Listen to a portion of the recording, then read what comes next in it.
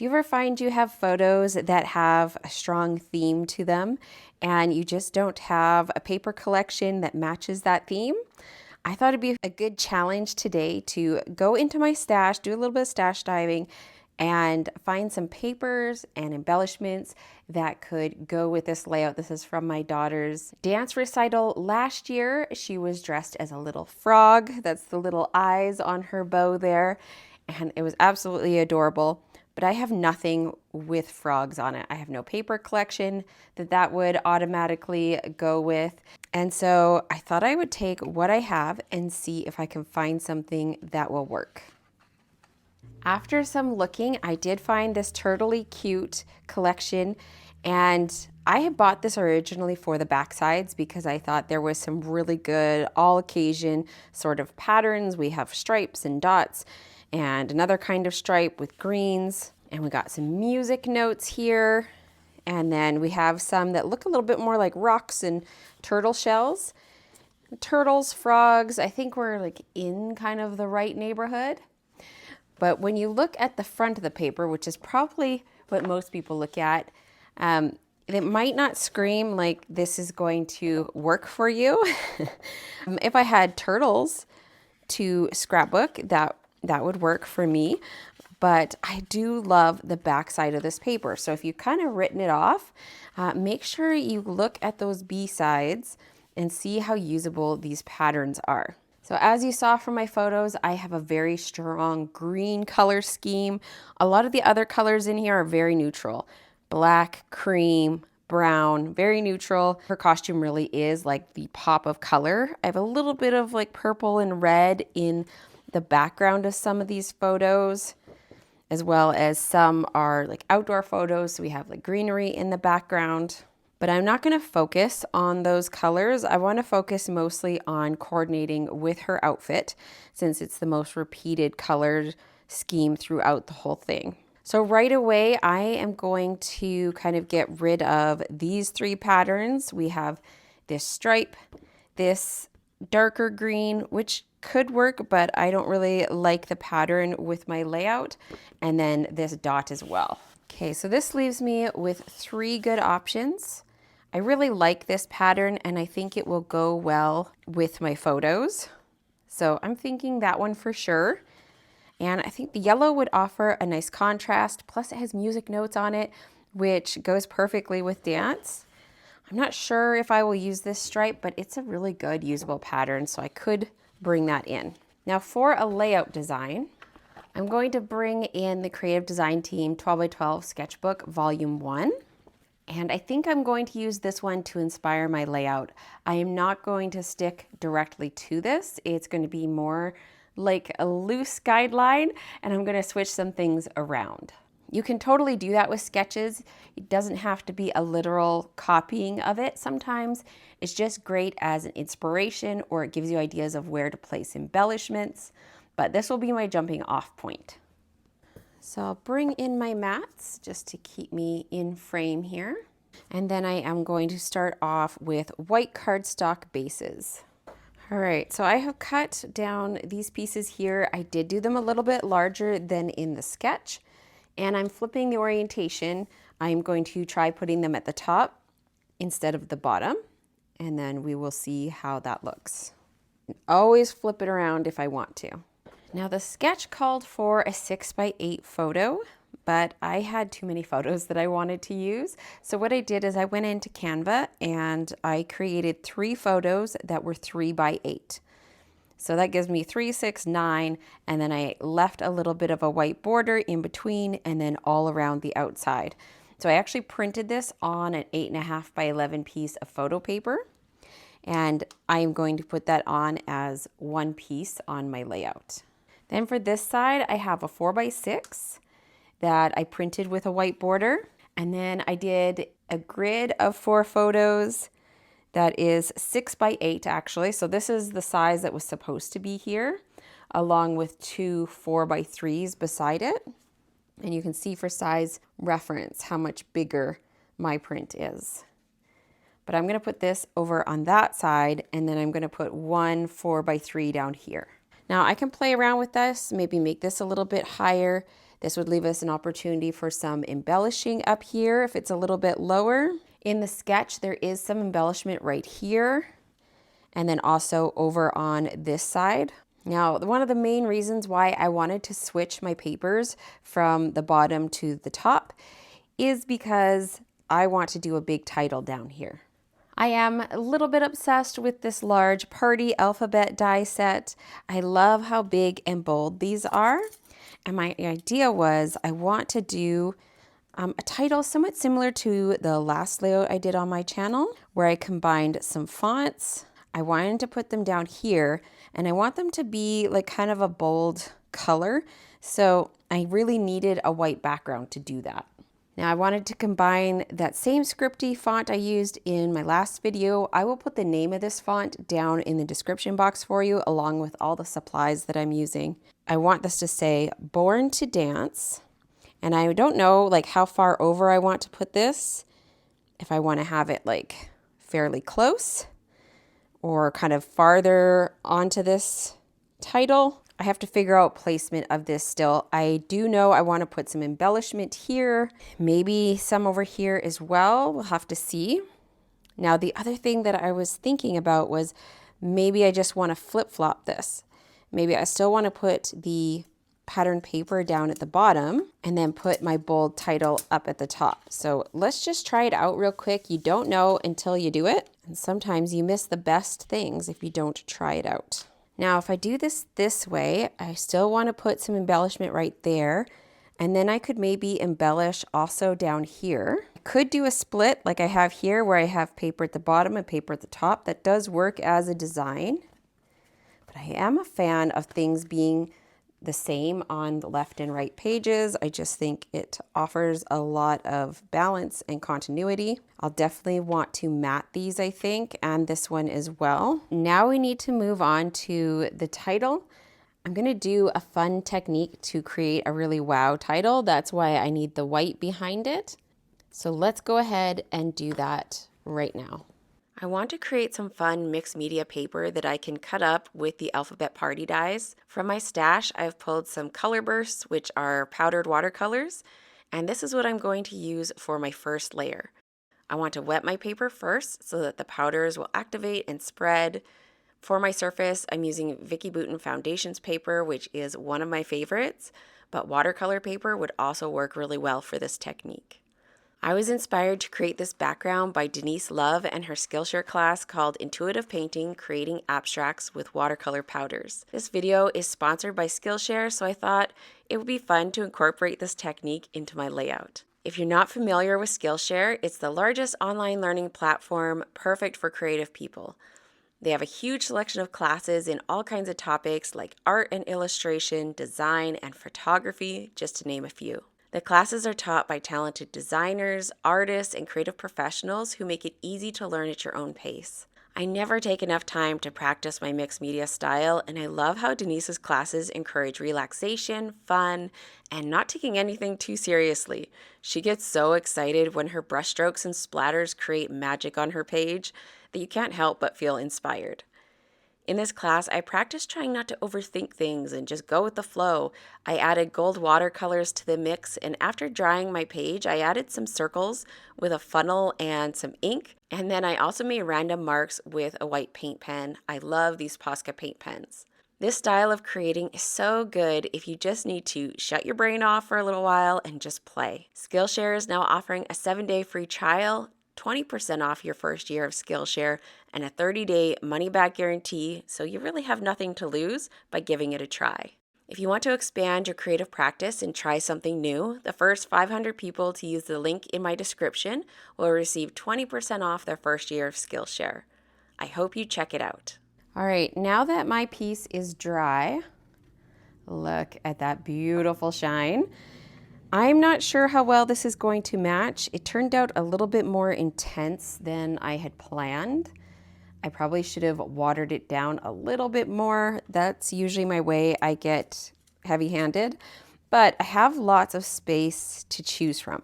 So I think I'm going to try and pick and choose, see if I can use some of the lighter areas and see how that turns out. And if I don't like it, I can always make another piece And I could even switch out some of the colors I'm using to try and get a little bit more muted.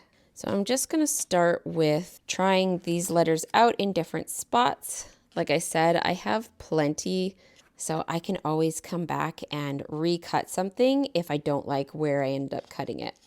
I'm definitely not worrying about making it match up or anything. And I am going to use washi tape to secure this in place so I don't have to worry about it shifting on me when I put it through my die cut machine. All right, here are my die cut letters. I did end up die cutting some of them a couple times because I didn't really like the part of the paper, how it turned out once I cut it. And that's just something it's hard to tell until you actually cut into the paper. So that's kind of what I'm thinking, like that. Now I did go ahead off camera and matte all of my photos. So they already had white mattes, but I wanted to add some green. This is shaded Spruce, and because the green that I used in here is much more of a cool toned green, I thought the shaded Spruce would help tie that color in since it's a little more cool toned than the greens we have down here.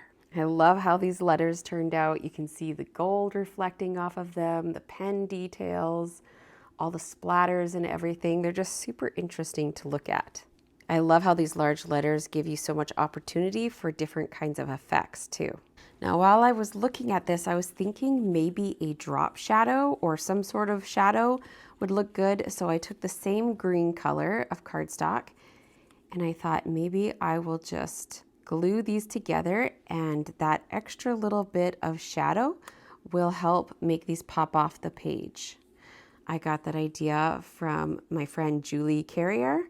She did that on some of her letters recently, and I think it just adds a nice little pop. Now, the trick is you got to make sure your shadow keeps going the same way. So I want this to be a drop shadow, so I'm going to make sure that my shadow layer is a little bit lower than my other one and to the left. I could also go lower and to the right. That would also work. The biggest thing is just pick which direction your shadow is going to be and then just be consistent. Okay, I think I like how that shadow's looking. I'm gonna glue those together. All right, I like how that drop shadow looks. I have not stuck these down yet, but I just wanted to get an idea of where everything was going. I went ahead and put my mats down, but I left room to tuck some things underneath. And now I wanna start doing some embellishments. So like I said, I don't really have like stickers or anything to go with this. I don't have dancing embellishments. I don't have frog embellishments. And so my next go-to is always my stamps. So I'm gonna pull in some things I think look kind of like a pond and that sort of idea. So I'm bringing in my mixed florals. The dies in here are really nice. I especially love this one. It's like a bunch of greenery, like tall grasses, and I think that'll work really good.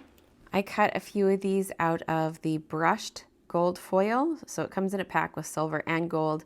I'm using just the gold, and I think this will look really nice and add a little bit of metallic bling, tie into the title a little bit, and because it's a very warm gold, it also goes really nicely with this yellow color too. I kind of want to create a scene up here, another cluster here, and another cluster here. So let's go ahead and tuck this, maybe like that, or I might slide it over a little bit more so I don't have too big of a gap in the middle. And then I'm going to do another one over on this side. Oh, I like how that's looking. And I have one here, I cut part of this off just to make it a little bit smaller and kind of fit down in this corner. I don't want it overlapping my photo too much. Now I was trying to think, what else do I have that is kind of pond-like? And I have this Otterly Amazing die set. I don't have the stamps, I just have the dies, but this has some really good greenery. It has a little log in here, and it was the log that I was initially thinking of. So I cut 3 out of the early Espresso cardstock. Of course, I need a focal point for my scene, so I brought in this Close to My Heart set called In Springtime.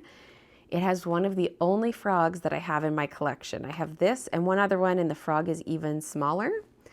So I tried to do a little bit of watercolor on this. I wanted to bring in the same shades that are in here just to help tie everything together. And I'm thinking I could add one on each of the logs. So do 3 frogs. And then I cut some of the greenery from that die set. So I have lemon lime twist for this lighter green color, and then the granny apple green in the darker one.